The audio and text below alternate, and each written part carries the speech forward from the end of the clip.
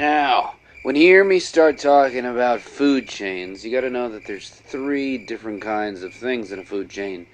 There are producers, there are consumers, and last but not least, there are decomposers. Now, today we are going to talk about two of those groups. We're going to talk about producers, and we're going to talk about consumers. But the first one is producers, and here I am with a producer of my own. Meet my friend, Frederick.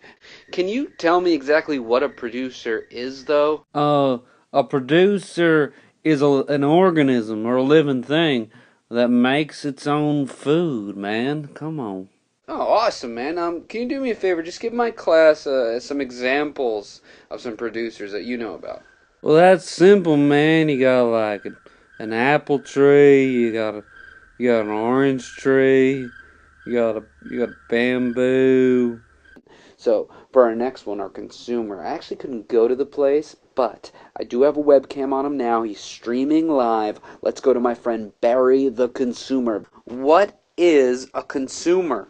Oh, I would have told you, man. A consumer is a living thing, an organism that eats other living things like plants and animals. This is because it can't make its own food, so it eats other things to get energy. Oh, wow, Barry, you ended up being pretty helpful, man. Do me a favor, I have one more question. I know you're a consumer because you eat plants to get energy, and you don't make your own food. But can you think of any other types of consumers that are out there? Well, basically, anything that eats another living thing is a consumer. Now let's go to the parts of the ecosystem. So everything is built on these producers, and so those things that do photosynthesis. If we look at a terrestrial versus an aquatic, we're going to find the same kind of a transition. We've got the plants at the bottom, the herbivores, then we have carnivores and carnivores on top. So we have these different levels of consumers as we move up. They're organized in what's called a food chain. And the arrow is going to show where the energy is going or where the food is going. So food goes from the plant to the insect itself. If we organize all the food chains in an area, then we have a food web. And so it's going to have producers on the bottom, and then it's going to have the consumers above that, different levels of consumers. If you look, we've got aquatic and terrestrial all mixing in. Some terms that you may be familiar with are herbivore. Herbivore is going to be something that just eats plants. We've got carnivore, something that just eats other living things. But we also have an omnivore. That's going to be something that eats plants and other living things. Keystone species, remember, is going to be a species that keeps everything kind of in check in that ecosystem. What's the major energy source on our planet? It's going to be the sun.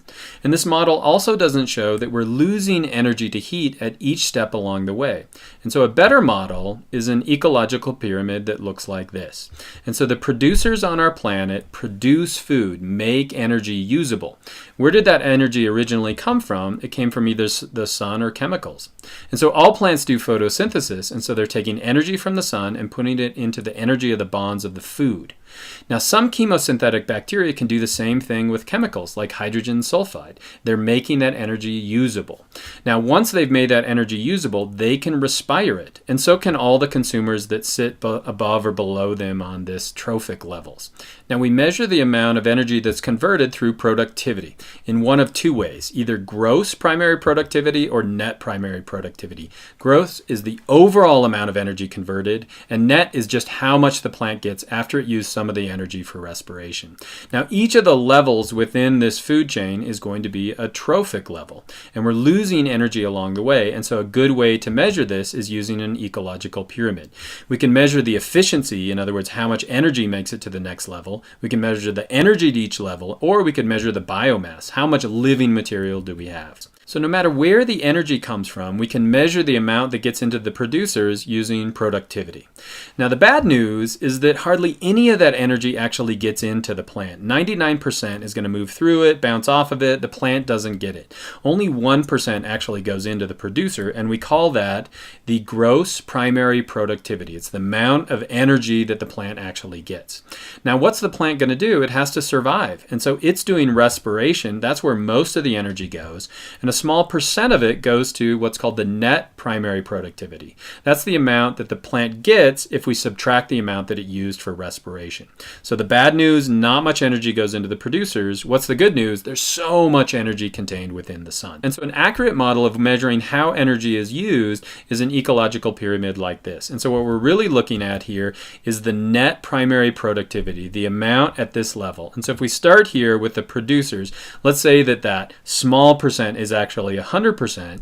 What percent goes to the next level? Well, we're losing energy at each level. And that's because the organism has to survive. It does respiration. And so we're losing heat at each level. And so in general, of that 100% that the producers get, only 10% goes to the next level.